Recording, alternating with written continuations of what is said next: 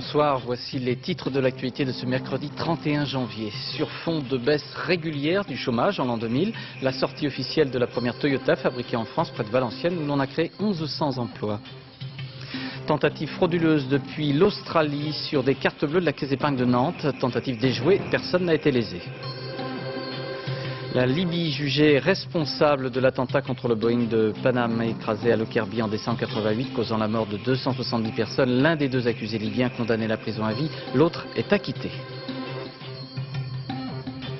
Dîner de vérité ce soir en Alsace. Jacques Chirac et Gerhard Schröder vont tenter de renouveler la relation franco-allemande. Élection municipale, enquête ce soir dans cette édition sur la bataille politique au Havre. Cinéma avec la sortie très annoncée d'un film spectaculaire, Le Pacte des loups. Plutôt une bonne année 2000 pour le chômage. Le nombre de demandeurs d'emploi a en effet baissé de 419 000. La baisse était un petit peu moins forte au mois de décembre. Ce sont les jeunes, les chômeurs de longue durée qui profitent de cette courbe descendante du chômage. Mais il reste encore 2 164 200 demandeurs d'emploi. Et cette amélioration de la situation sociale trouvait aujourd'hui une illustration dans le Valenciennois. Le groupe japonais Toyota y a créé 1100 emplois et peut-être 2000 d'ici 2 ans. Le taux de chômage dans la région est passé de 22 à 17%. Et l'on a fêté, comme il se doit, la sortie de la première Toyota Yaris fabriquée en France. Fabrication à la japonaise, à laquelle se plient volontiers les employés Toyota. Reportage Anne Maug et Patrick Verstorm. Les Japonais attendaient ce moment depuis 3 ans. Voici, en grande pompe, la première petite voiture Toyota fabriquée en France. Elle est sortie ce matin des chaînes de montage. Une voiture construite à la japonaise. Le recrutement du personnel, très particulier. Ne vous trompez pas non plus sur les types de jantes. A, B, voici l'ANPE Toyota. Ils sont chômeurs, candidats à l'embauche, ils n'ont aucun diplôme, qu'importe. Pendant 2 heures, ils montent des jantes, on juge leur sens du travail, obéissance, vitesse d'exécution. C'est surprenant parce qu'on pense que ça va être des tests sur papier ou enfin en tout cas théorique. Là, on entre vite dans la pratique. Une fois embauchés, les salariés ne sont pas au bout de leur surprise. Pour les volontaires, chaque matin, quelques minutes de gymnastique. Au début, c'était un peu bizarre quoi, de faire 5 minutes de gym avant de commencer à travailler. Et puis bon, au fil du temps, après on s'habitue. Des cadres japonais sont venus spécialement former les salariés. La méthode maison, 0 défaut, productivité, sous l'œil implacable du chronomètre. 4,93, 5 secondes. Bien formé, le bon ouvrier travaillerait avec 2 fois plus d'efficacité. Le plus dur à enseigner, ce sont les petits détails, comme le maniement de la visseuse. Vous, les Français, vous n'en voyez pas l'utilité. Or, ce sont ces petits détails qui, mis bout à bout, font la différence avec nos concurrents. À la tête de l'usine, voilà le grand patron. Il a le même bureau que sa secrétaire, il porte le même blouson que ses ouvriers, une apparente égalité. Nous voulons abolir la hiérarchie. Les gens de l'usine peuvent venir me voir comme ils veulent. Il ne doit pas y avoir de barrière. Bien évidemment, tout cela n'est pas désintéressé. La firme japonaise espère à terme produire 150 000 voitures par an et partir à la conquête du marché européen. Alors en examinant plus en détail les chiffres de l'emploi que je citais à l'ouverture de cette édition, on constate notamment la baisse du nombre de RMistes. Pour certains, les opportunités de formation en informatique ont été bienvenues, mais pour d'autres, il s'agit surtout de ne pas rester inactifs. Vous voyez le reportage de Nathalie Moisan et Nathalie Gallet. Dans la pharmacie, elle passe inaperçue. Pour Kadif, en revanche, être là, c'est le début d'une nouvelle vie. Après 2 ans de chômage, la perspective du RMI l'angoissait. J'avais encore mes acidiques. J'étais pas au bout, mais quand j'arrivais à 3000 et quelques, je dis mon Dieu, ça va être les RMI. Bon, Dieu merci, avant la limite, j'ai trouvé quelque chose. Pour la première fois en France, le nombre de RMistes diminue. Martial était l'un d'eux. Malgré des diplômes d'art plastique, il ne trouvait rien, jusqu'à ce qu'il déniche cette formation, un nouveau métier, créateur de sites web. Aujourd'hui, cette formation, vous avez un bon espoir qu'elle débouche sur un emploi fixe? A priori, oui. C'est-à-dire qu'en fait, je suis dans un domaine assez porteur, vu que bon, moi, c'est sur Internet. Et puis, oui, je pense. Et même si je ne trouvais pas un débouché directement sur Internet, ça me donne quand même des qualifications supplémentaires en ce qui concerne l'infographisme. Donc, c'est toujours très bon. Cadif, Martial, 2 exemples qui témoignent de la reprise économique. Pourtant, dans cette cellule emploi du Secours catholique, on reçoit toujours autant d'exclus qu'avant. 6 nuits sur 7. 7 sur 7 sera nourri. Il y a 3 heures. Les gens qui ont une qualification peuvent retrouver un travail facilement ou qui ont de l'expérience ont la possibilité et c'est ces gens-là qu'on va prendre en priorité, alors que les gens qui n'ont pas de qualification, malheureusement, sont encore plus mis en marge de la société au niveau du monde du travail que les autres. Et la croissance renforce encore ce phénomène. L'exclusion a juste changé de visage. Ici, et c'est nouveau, on accueille plus de femmes que d'hommes et toujours beaucoup d'étrangers. Pour la région d'Île-de-France, attention demain aux perturbations dans le métro et le RER, mais également sur le réseau bus. Un appel à la grève a été lancé par la CGT et les autonomes sur les conditions de travail, les effectifs et les salaires. De son côté, le président de la RATP estime que les motifs de cette grève sont totalement disproportionnés. Concrètement, regardez bien, trafic nul dans le métro à l'exception de la ligne 14, où il n'y a pas de conducteur. RER, une rame sur 2 sur la ligne A, trafic nul ligne B, les bus et les tramways circuleraient à 50%. Et si vous voulez vous renseigner sur les perturbations à prévoir, vous pouvez noter ce numéro, le 0800 15 11 11. Le groupe Total Fina Elf se porte très bien avec un résultat de bénéfice net en hausse de 127% à 7,6 milliards d'euros contre 3,35 milliards d'euros en 99. Le PDG de Total Fina Elf a décidé d'ajouter 50 millions de francs aux milliards déjà prévus pour combattre les conséquences de la marée noire de l'Erika. Les juges chargés du dossier de l'attentat contre le Boeing de la Paname détruit en vol au-dessus de la bourgade écossaise de Lockerbie en décembre 88, entraînant la mort de 270 personnes. Ces juges, qui siégeaient aux Pays-Bas, ont condamné l'un des 2 accusés libyens à la prison à vie et ont acquitté le second. Mais ils ont surtout clairement imputé à la Libye la responsabilité de cet attentat. Commentaire Valérie Hermite. La fin d'un long suspense et d'un interminable combat, celui des familles des 270 victimes de l'attentat de Lockerbie. Abdelbasset El Megrahi, reconnu coupable et condamné à la perpétuité. Amin Fima, un autre Libyen, est acquitté. Au terme de 9 mois de procès, la justice écossaise a reconnu, je cite, que la conception, la planification et l'exécution de l'attentat étaient bien d'origine libyenne. Décembre 88, un Boeing de la Paname explose avant de retomber en Écosse sur la petite ville de Lockerbie. Sur les 270 victimes, 189 sont américaines. C'est une maigre consolation pour les familles. Mais je dirais quand même que pour la plupart d'entre nous, et c'est mon cas, nous sommes heureux d'avoir au moins un coupable. Cela montre que nous ne sommes pas totalement impuissants face au terrorisme. Mais la limite, c'est que les dirigeants, ceux qui ont commandité l'attentat, ne sont pas personnellement considérés comme responsables. L'enquête n'est pas remontée jusqu'au commanditaire supposé viser, le colonel Kadhafi en personne. Mais déjà, la Libye demande officiellement la levée immédiate des sanctions prises par l'ONU en 1992. Cet après-midi, les Anglais et les Américains disaient attendre d'autres gestes du gouvernement libyen. Je veux assurer aux familles que le gouvernement américain continuera à faire pression sur la Libye pour qu'elle reconnaisse sa responsabilité et qu'elle indemnise les familles. La levée définitive des sanctions économiques contre la Libye n'est pas encore à l'ordre du jour. Les Libyens, eux, sont ce soir dans la rue pour manifester contre le verdict. En Inde, dans l'état du Gujarat, le danger vient maintenant des risques d'épidémie. Pour l'instant, le bilan du séisme est proche des 25 000 morts, 40 000 blessés auraient reçu des soins. Il y a des dizaines de milliers de sans-abri. Voyez le reportage de nos envoyés spéciaux Joël Bruyandet et Pascal Caron. Sur la route, c'est ici qu'on retrouve aujourd'hui une bonne partie de la population du Gujarat.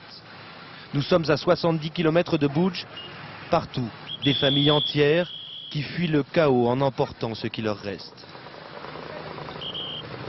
Dans la direction opposée, des bénévoles indiens qui arrivent avec les moyens du bord, le tracteur du village quand il a été épargné, ou encore ces camions surchargés. Ce sont eux qui assurent la survie des sinistrés qui ont choisi de garder l'espoir et de ne pas quitter leur ville. Cette femme nous explique que même si tout est détruit, l'aide des villageois voisins lui permet d'obtenir l'indispensable, de l'eau. Les distributions comme celle-ci se multiplient dans le centre-ville. Chacun tente d'y récupérer ce que le tremblement de terre a emporté. On se bat parfois pour des vêtements, mais surtout pour de la nourriture. car il n'y a plus aucune épicerie ouverte en ville. Il y a encore une semaine, le cœur de Buj battait ici. La plupart des commerces étaient installés dans la vieille ville, le quartier le plus touché par le séisme. Désormais, il n'y a plus personne, que le silence. La vieille ville a vécu, ses habitants sont partis. Il leur faudra plusieurs années pour tout reconstruire. Vous êtes à présent en direct de Buj, Joël Bruyandet. Est-il possible d'évoquer déjà les conséquences économiques d'une telle tragédie ? Écoutez, oui Claude, ce qu'il faut dire avant tout, c'est que le Gujarat n'est peut-être pas le plus célèbre, le plus connu des États de l'Inde, mais le Gujarat était devenu depuis une trentaine d'années un véritable poumon économique pour ce pays de plus d'1 milliard d'habitants. Avant le séisme, il y avait ici une industrie textile florissante qui faisait vivre beaucoup de monde. Il y a aussi des raffineries de pétrole très importantes. Près d'ici, à quelques kilomètres, il y a le port le plus important du pays. Bref, c'est toute l'économie du pays qui risque de souffrir à très court terme des conséquences de ce tremblement de terre. Cela dit, pour l'instant, l'heure n'est pas au bilan économique, ni même à la reconstruction, mais plutôt au macabre décompte. L'Inde continue de compter ses morts. Vous vous souvenez peut-être qu'hier, nous évoquions le chiffre incroyable de 100 000 morts. Ce soir, les autorités indiennes seraient revenues à un chiffre plus vraisemblable, mais tout aussi terrifiant, de 24 000 morts. Merci Joël. Pour la troisième fois en 3 semaines, réunion de l'OTAN à Bruxelles sur les risques éventuels pour la santé de l'utilisation de munitions à uranium appauvri. Des cas de cancer chez des militaires belges ayant servi dans les Balkans ont été constatés, mais il n'y aurait pas de lien de cause à effet puisque le contingent belge n'était pas présent dans les zones où ces munitions à uranium appauvri ont été tirées. En Serbie, jusqu'à présent, les Serbes n'évoquaient pas les risques de ces munitions. Pour la première fois, une équipe de télévision, celle de France 2, avec Gérard Grisbeck et Jan Jikel, s'est rendue dans le sud de la Serbie pour recueillir des témoignages. Seuls des hommes en combinaison antinucléaire peuvent s'aventurer sur ce plateau. Car toute la région est devenue zone interdite. Alors chaque jour, depuis des mois, ils mesurent inlassablement le taux de radioactivité. Ici, la vie semble s'être arrêtée depuis ce jour de mai 99, où des avions américains A-10 ont bombardé la région, avec des armes à l'uranium appauvri. Ces munitions transpercent facilement la carapace des blindés. En montant ici, vous avez pu voir qu'en bas, au village, les enfants et les animaux domestiques boivent de l'eau. Et ici, le bétail broute de l'herbe. En contrebas, le petit village de Reliane semble vivre dans l'insouciance. Bien sûr, la rumeur est parvenue jusqu'ici, l'eau serait contaminée, les cultures aussi. La famille Jovanovic vit dans 2 pièces, les parents, les grands-parents, les 2 enfants. Un berger est mort il y a quelques mois d'un cancer de la gorge. On l'a su par le bouche à oreille et seuls les journaux ont parlé des risques de maladie. Personne n'est venu ici pour nous avertir du danger. Nos élus ne s'intéressent pas à nous, ils ne font que de la politique. À l'Institut nucléaire de Vinča, près de Belgrade, les chercheurs comparent les prélèvements opérés sur des soldats yougoslaves avant et après la guerre du Kosovo. Il est encore trop tôt pour tirer des conclusions définitives, mais on a des indices qui montrent qu'il y a eu des mutations des chromosomes à cause de la radioactivité, ou peut-être aussi à cause de la pollution chimique due au bombardement. Mais ce ne sont que des indices. Dans un autre laboratoire, un chercheur mesure la radioactivité d'un morceau de terre prélevé à proximité d'une cartouche à l'uranium appauvri. L'appareil montre que la radioactivité est 20 000 fois supérieure à la normale. Toute cette affaire illustre bien le changement de régime en Yougoslavie. Il y a 4 mois à peine, du temps de Milosevic, on nous disait que tout allait bien, que le syndrome des Balkans ne touchait que les pays occidentaux, sans doute pour ne pas affoler la population locale. L'arrivée au pouvoir de Vojislav Koštunica change la donne, la parole est maintenant aux scientifiques. De nouvelles tensions à Mitrovica, au Kosovo. 9 soldats français ont été blessés par l'explosion d'une grenade lancée par des manifestants albanais. Des chars du contingent français de la KFOR ont reçu des cocktails Molotov. Lundi, des affrontements entre Serbes et Albanais avaient fait 1 mort et 5 blessés dans la communauté albanaise. Des prélèvements d'organes sans le consentement des familles ont été réalisés en Grande-Bretagne d'une manière illégale et contraire à l'éthique. Ce sont 2 rapports officiels qui viennent de le révéler. Des rapports qui ajoutent que plus de 100 000 organes sont toujours stockés dans les hôpitaux britanniques. Enquête de notre correspondant Laurent Boussier. Pour Jane et Steve Robinson, les rapports publiés hier sur les prélèvements d'organes d'enfants en Grande-Bretagne ne font malheureusement que confirmer ce qu'ils savaient déjà. Ils savaient que leur fils, mort il y a 10 ans, avait été enterré à l'époque sans son cœur, sans ses poumons, sans son cerveau. L'hôpital nous a pris plus de notre enfant que ce qu'il nous avait dit. En fait, nous avons enterré un corps sans rien dedans.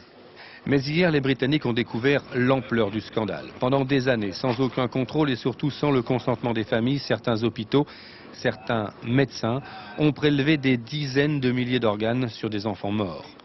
Cet homme en particulier est montré du doigt. Dick Van Walsen, réfugié aujourd'hui aux Pays-Bas. Il a été pendant des années le médecin pathologiste de cet hôpital de Liverpool. Dans le rapport qui lui est spécialement consacré, il est écrit que sans en parler aux parents, voire en contradiction avec les recommandations de certains d'entre eux, le docteur Van Walsen a systématiquement vidé de tous leurs organes les enfants morts subissant une autopsie. C'est absolument diabolique et je ne souhaite vraiment à personne de vivre ce que nous avons vécu. Pour des centaines de familles, le choc est terrible. Et depuis quelque temps, on assiste en Angleterre à ces cérémonies incroyables. Des parents qui vont déposer auprès des corps de leurs enfants morts depuis plusieurs années leur cœur, leurs poumons, leur foie, parfois même leur cerveau, prélevés sans autorisation par des médecins qui avaient mis leur soif de recherche au-dessus du respect des familles. Passage rapide du tout nouveau président de la République démocratique du Congo, Joseph Kabila, à Paris, à l'Élysée. Joseph Kabila, le fils du président défunt, a été reçu par Jacques Chirac officiellement pour discuter de la paix. Le président Kabila se rend demain à Washington. Et puis pour redonner du tonus au couple franco-allemand, il y aura de la choucroute au dîner qui réunit ce soir Jacques Chirac, Lionel Jospin et le chancelier Gerhard Schröder dans le petit village de Blasheim, près de Strasbourg. Tout ne va pas pour le mieux dans la relation entre Paris et Berlin. Explication dans le brouhaha d'un avant-repas avec Christian-Marie Monod. À Blesheim, on a l'habitude de rencontres franco-allemandes. Il y a 20 ans, Valéry Giscard d'Estaing avait reçu Helmut Schmidt. Aujourd'hui, c'est Jacques Chirac et Lionel Jospin qui accueillent le chancelier Gerhard Schröder. Dans un restaurant typiquement alsacien et chaleureux. Pas de menu imposé, mais les goûts de chacun seront largement respectés. Je sais qu'il aime la tête de veau, alors je me suis permis de faire une petite tête de veau. Pour M. Schröder, je pense qu'il mange une bonne choucroute. Autour de la table, une explication autour de 3 thèmes. Tout d'abord, le sommet de Nice, il faudra dissiper des malentendus.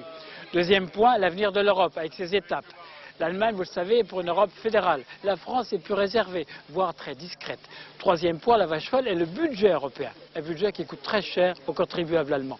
En somme, un dîner pour le moins difficile, car il faut dissiper un malaise qui dure depuis plusieurs mois. Un pari audacieux pour un couple franco-allemand en panne.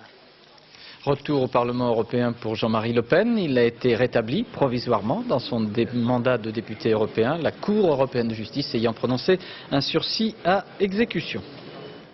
À Paris, devant le tribunal correctionnel examinant les abus de biens sociaux aux dépens d'Elf, Roland Dumas a dû s'expliquer sur les statuettes grecques reçues en 1990 en cadeau de Christine de Viégeoncourt.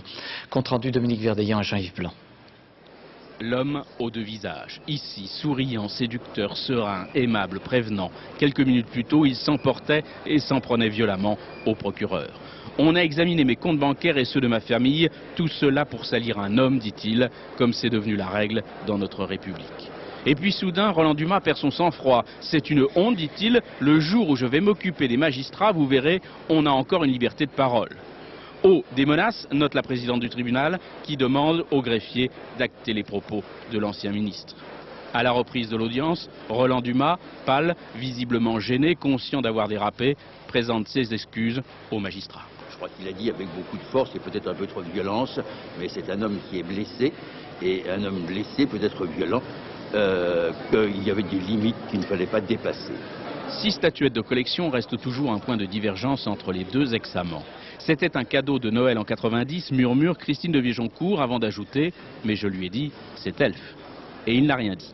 Ah, on en a fait des gorges chaudes, souligne Roland Dumas. De mon côté, je lui ai offert entre autres un dessin de Picasso et inutile de vous dire qu'il dépassait largement la somme de 80 000 francs. Un dossier à tiroir où la diplomatie et les intérêts financiers d'Elf côtoient une paire de bottines à 11 000 francs. 6 audiences qui laissent surtout un parfum d'inachevé. Beaucoup d'énigmes à résoudre, dont celui qui a la clé est assurément Alfred Sirven. Et lundi prochain, l'audience sera consacrée au réquisitoire. Jean-Christophe Mitterrand a retrouvé le juge Philippe Courroy aujourd'hui pour une audition sur le fond, au cours de laquelle il a réaffirmé n'avoir joué aucun rôle dans l'affaire de vente d'armes vers l'Angola. On avait appris auparavant que le ministre de la Défense, Alain Richard, avait décidé de porter plainte pour trafic d'armes, permettant ainsi au juge de continuer son travail. Explication Jeanne Assouli et Yann Moine. Profil bas pour Jean-Christophe Mitterrand. Lorsqu'il arrive ce matin au bureau du juge Courroy, le fils de l'ancien président de la République n'a plus du tout envie de parler d'un magistrat qui sue la haine. Le face-à-face va durer 4 heures. Apparemment, l'interrogatoire s'est bien passé. Dans une ambiance parfaitement sereine et tranquille. Il ne vous en a pas voulu des petits mots. Le passé est le passé. La stratégie médiatique a changé, l'avocat aussi, mais la ligne de défense reste la même. Je n'ai pas trouvé ce matin au cours d'instruction de traces d'un délit commis par M. Mitterrand. Pour enquêter sur la vente d'armes russes à l'Angola via la France, le juge avait besoin de la plainte préalable du ministre de la Défense. Jusque-là, il ne l'avait pas eue. Et certains avocats espéraient ainsi l'empêcher de poursuivre ses investigations sur ce terrain. Volte-face, Alain Richard vient de porter plainte pour commerce d'armes illicites. Une décision capitale. Ça montre une certaine soumission un peu révérencieuse du pouvoir politique par rapport au judiciaire, même lorsque celui-ci déraille manifestement. La Chambre de l'instruction doit se prononcer sur l'ensemble de la procédure le 23 février prochain. La Caisse d'épargne des Pays de la Loire, objet d'une tentative de fraude à la carte bancaire opérée depuis l'Australie. La fraude a été déjouée, il n'y a pas de préjudice. Une enquête judiciaire vient d'être ouverte. Reportage Olivier Sieu avec Cyril Deveau et Larbi Benchia. Le coup est venu d'Australie, un mystérieux manipulateur informatique qui, le week-end de Noël, utilise les numéros de carte bancaire de 160 clients de la Caisse d'épargne pour prélever sur leur compte plusieurs dizaines de milliers de francs. Préjudice 12 millions, mais les clients n'ont rien senti. Et dès que nous avons eu connaissance de ces opérations anormales, nous avons donc pris des dispositions pour arrêter les paiements. Ce qui fait que vos clients ne se sont rendus compte de rien? Nos clients se sont rendus compte de rien puisque nous avons pu isoler ces opérations et nous avons pu les stocker sans débiter les comptes des clients. Mais l'écureuil, lui, en est bel et bien de sa poche. Quant au butin, tout ce qu'on sait, c'est qu'il est passé par une banque australienne. Après, plus rien. Les enquêteurs ne savent même pas comment le voleur s'est procuré les numéros de carte. Le genre d'affaires sur lesquelles les banques préfèrent de toute façon rester discrètes. Il ne faut surtout pas créer sur la carte bancaire un effet vache folle, si je puis me permettre cette image.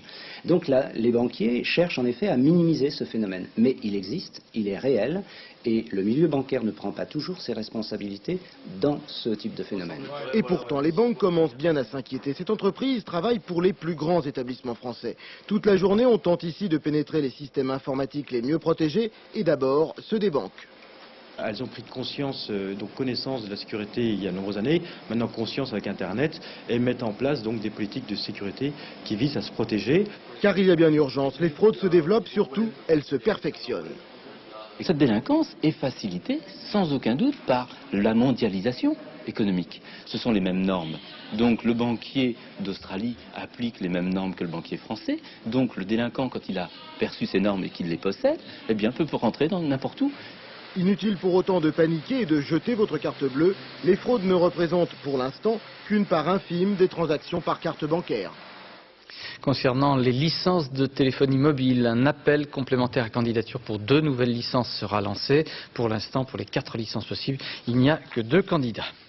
L'augmentation de la délinquance sera manifeste, reconnaît le ministre de l'Intérieur, en attendant la publication des chiffres vendredi. Ce matin, il s'adressait à un millier de nouveaux gardiens de la paix rassemblés au pied de la Grande Arche de la Défense. Daniel Vaillant précisait que sur les 5 années de 1998 à 2003, ce seront 45 000 nouveaux policiers qui auront été recrutés et formés. Mais hier soir, Philippe Séguin, en appelant les électeurs parisiens de droite au sursaut pour que la capitale ne bascule pas à gauche, ironisait sur le même Daniel Vaillant en ces termes. Le métier de ministre de l'Intérieur, ce n'est pas d'interpeller la société, mais d'interpeller les délinquants. Fin de citation des propos de M. Séguin. Campagne municipale et cantonale, il faut le rappeler, ce sera le 11 mars puis le 18 mars prochain. Ce soir, Christophe Duchiron et Christophe Vignal nous racontent le débat politique dans la ville du Havre.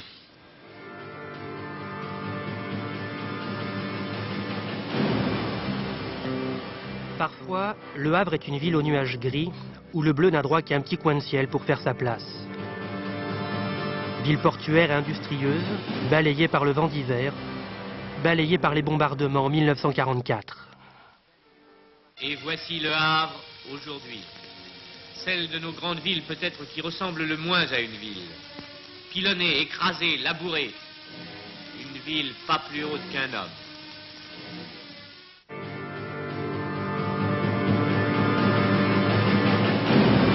Pour reconstruire la ville détruite à 85%, on fit appel à Auguste Perret, architecte du rationalisme constructif, pour le dépouillement, contre le superflu.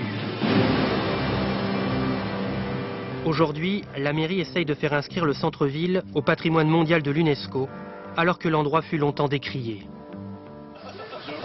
Depuis la fin de la guerre, la ville profondément ancrée à gauche avait pour maire un communiste. Mais en 1995, le RPR Antoine Ruffnac s'est imposé et ce fut une surprise, voire un paradoxe. Bourgeois, énarque et fortuné, à sa 4e tentative, il remportait la mairie contre la gauche et le Front National. Cette année, l'extrême droite présente 2 listes, FN et maigretiste. En 1995, pour Antoine Ruffnac, c'était le temps du changement. Cette fois, son argument, c'est son bilan. Je pense que la majorité des Havrais souhaite que cet élan se poursuive. Notre seul bilan est, me semble-t-il, le meilleur gage des résultats que nous pourrons obtenir dans les prochaines années. La ville du Havre est vraiment partie sur de bons rails. Au fond, pourquoi changer une équipe qui gagne? À gauche, Daniel Paul du PC, en casquette Guy Fleury du PS, c'est le ticket de la gauche plurielle. Le PC voulait la tête de liste, le PS a dit d'accord, mais à ce jour, 2 dissidents socialistes font bande à part. Paul Daille avec les Verts, Éric Donfu tout seul. Au final, 5 listes de gauche et d'extrême gauche pourraient s'affronter au premier tour. Ce sera une bataille difficile. La droite va s'accrocher à ce qu'elle a gagné en 1995 de façon inattendue, je dirais. Cette ville est restée une ville de gauche. La lutte des classes, d'une certaine manière, ça existe au Havre, sous les formes des années 2000, tout simplement. La rumeur dit qu'il pleut beaucoup au Havre, mais en 48 heures, pas une goutte de pluie. Mieux que ça, grand beau temps, un air de station balnéaire en hiver, avec la mer et la plage en ville, longue de 2 km. Le Havre est une ville d'eau qui aura son casino en 2004, comme Cannes et Monte-Carlo. Au Havre, près de 15% de la population est sans emploi. L'image de la ville est peut-être en train de changer, et le chômage demeure. C'était aujourd'hui les élections aux chambres d'agriculture. Tous les 6 ans, les agriculteurs sont appelés à voter dans 94 départements pour élire leurs 4200 représentants dans ces chambres d'agriculture. Et il faut rappeler qu'en 1995, la FNSEA remportait 88 des 94 chambres d'agriculture. Mais la percée de la Confédération paysanne de José Bové pourrait bien réduire cette domination de la FNSEA. Et c'est un véritable duel à distance que se sont livrés pendant la campagne Luc Guyot pour la FNSEA et José Bové pour la Confédération paysanne. Vous voyez le reportage d'Éric Mézy et Éric Delagneau. Ce qu'a coutume de dire ce paysan, c'est que la terre, on ne fait que l'emprunter à ses enfants. C'est pour ça qu'il en prend soin, pour son fils qui vient de s'installer avec lui en agriculture biologique. Une installation rendue possible grâce à la Chambre d'agriculture. Elle leur a accordé le droit de produire 40 000 litres de lait supplémentaire par an. Des droits provenant de fermes ayant cessé leur activité et qui vont en priorité aux petits exploitants. Une redistribution équitable voulue par la Confédération paysanne. Ça a réellement permis à des petites exploitations d'être reconnues, hein, ou d'installer. Je crois que c'est quand même significatif. Mais ça fait pas grincer les dents un peu parce que... c'est vrai que c'est au détriment de l'agrandissement. En 1979, le refus du toujours plus de s'agrandir au détriment du voisin a valu aux responsables agricoles du département leur exclusion de la FNSEA. Ils ont donc rejoint les rangs de la Confédération paysanne. Lors de la présentation de leur liste, du retraité à l'administrateur de coopérative, tout le monde pouvait s'exprimer. Les agriculteurs se plaignent tout le temps. Et on donne une sacrée image, y compris à nos propres enfants. Je veux dire qu'à force de se plaindre, de dire que ça va mal, etc., ben les gamins, ils n'ont plus envie de s'installer, ils ont envie d'une chose, c'est de foutre le camp dans un autre métier. En face, Paul Viau, tête de liste FNSEA, accuse l'équipe en place d'avoir fait prendre du retard à l'agriculture du département. Il ne fallait pas, par exemple, selon lui, limiter les installations d'élevage industriel de porcs et de volailles. Paul Viau espère que la notoriété grandissante de José Bové et de son syndicat ne finisse par exaspérer les campagnes. Aujourd'hui, étant donné que la Confédération paysanne est bien identifiée avec ce qu'elle est et les idées qu'elle porte, la médiatisation de la Confédération paysanne ne peut que nous aider aujourd'hui. Ce jour-là, lors d'une manifestation unitaire des éleveurs, le chef de file départemental de la Confédération paysanne a pris soin de tenir un discours rassembleur. Sa philosophie, pour changer les choses radicalement, il faut les changer lentement. Il faut faire évoluer les systèmes tranquillement, il faut convaincre, et c'est pour ça qu'on s'est engagé dans un certain nombre d'expérimentations. On a parlé d'agriculture durable, on a mis des réseaux en place, les réseaux herbes, retour avec donc je pense une meilleure utilisation des engrais, des traitements. Ce soir, en Loire-Atlantique, la Confédération paysanne devrait l'emporter. Grâce à une gestion très pragmatique, trop selon certains, car parfois éloignée du discours de José Bové. Et pour l'instant, pas de résultat à ces élections en chambre d'agriculture, me précise Laurent Bailly. Le dépouillement est en cours. Du sport, du handball, 8e de finale des championnats du monde à Albertville. L'équipe de France a battu le Portugal 23-18, mais beaucoup plus difficilement que prévu. À la mi-temps, les deux équipes étaient à égalité, 10-10. Tout reste donc possible pour cette équipe de France entraînée par Daniel Costantini. Celui-ci, après 15 ans de service, quittera la sélection après ces championnats du monde. Ce Marseillais de 57 ans aura conduit le handball français au plus haut niveau, dans la préparation physique comme pour le spectacle fourni. Portrait Julien Richon et Didier Rancoeur. En guise de planche, il a opté pour les parquets. Daniel Costantini, entraîneur de l'équipe de France de handball, voit en son métier un je ne sais quoi de théâtral. Je suis un metteur en scène, mais ça fait rien. Quand on rentre dans une salle de handball, il va y avoir une représentation. Vous allez avoir un rôle à jouer dans cette représentation. Les gens qui vont assurer cette représentation, c'est vous qui les avez mis en mouvement. Il y a une émotion formidable. Oscar de la persévérance, César de l'humilité. Costantini est depuis 15 ans à la tête des Bleus. À son arrivée, le handball français n'est rien, ou si peu. Il le façonne, le modèle, le forge de toutes pièces. 1992, la génération Barjot décroche le bronze des JO de Barcelone. 1995, elle devient championne du monde à Helsinki. Le destin des Bleus, c'est son destin à lui. Il y a des joueurs qui sont arrivés, qui ont disparu plus ou moins vite, qui ont plus ou moins marqué l'équipe de France. Et par contre, lui, il est resté. Et je pense que s'il est resté en accomplissant ses objectifs chaque fois, en les réussissant, c'est que quelque part, il y avait une bonne raison. Et là, je pense que la bonne raison, c'est sa compétence. Aujourd'hui, la France est en quart de finale de ces championnats du monde. Costantini dirige une dernière fois les tricolores avec le trac du débutant. Vous savez, quand on a vécu à travers ça pendant 15 ans, qu'on a vécu pratiquement que pour ça, et qu'on se dit que sa raison de vivre, après ce championnat du monde, on ne sait pas ce qu'elle va être, c'est sûr qu'on y attache beaucoup d'importance. La première réussite de Costantini fut d'amener ses hommes dans l'élite du handball. La seconde fut de les y maintenir. À la fin du mondial, Daniel Costantini va se retirer et son métier va lui manquer. 8e de finale de la Coupe de la Ligue de football. Il reste un match à jouer ce soir. Lens-Lyon, ça sera sur France 3, mais aussi les résultats pour l'instant avec une très grosse surprise, la défaite de Bordeaux à Châteauroux. Châteauroux a battu Bordeaux 1-0. Pour l'instant, il y a des prolongations à Amiens et à Niort. La victoire de Troyes sur Nancy, la victoire de Monaco sur Bastia. Et puis je rappelle que Nantes et Saint-Etienne s'étaient qualifiés hier. La commission juridique de la Ligue nationale de football a infligé une pénalité de 2 points à l'AS Monaco et une suspension de 4 mois dont 2 avec sursis à l'ex-défenseur chilien Pablo Contreras pour l'utilisation d'un faux passeport. Pablo Contreras qui a quitté le club de Monaco.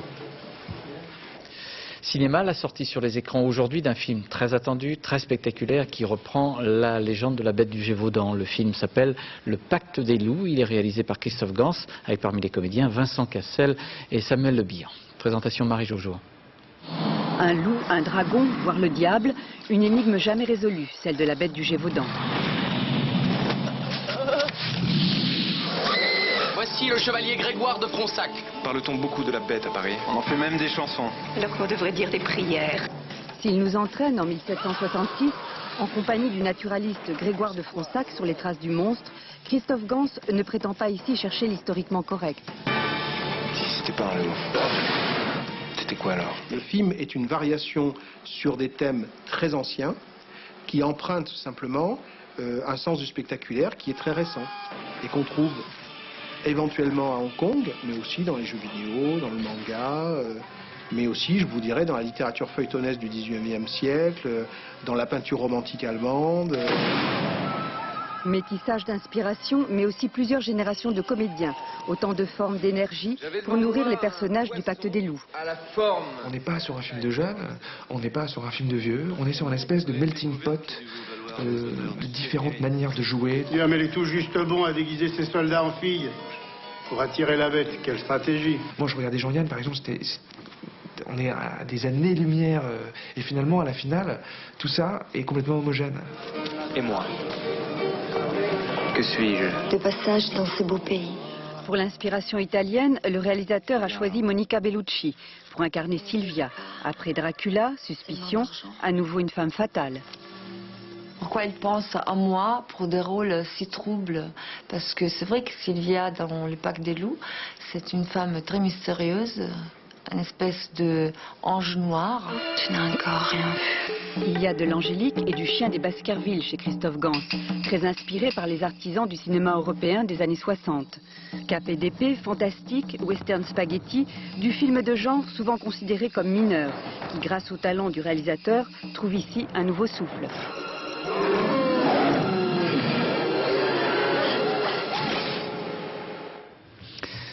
Nous arrivons à la fin de cette édition. Je vous rappelle l'information concernant la baisse du chômage pour toute l'année 2000. Moins 419 000 demandeurs d'emploi, une baisse qui profite aux jeunes, aux chômeurs de longue durée. Il reste quand même 2 164 200 chômeurs en France. Symbole d'une reprise d'activité aujourd'hui, il y avait la sortie du premier véhicule Toyota de la nouvelle usine japonaise à Onning, près de Valenciennes.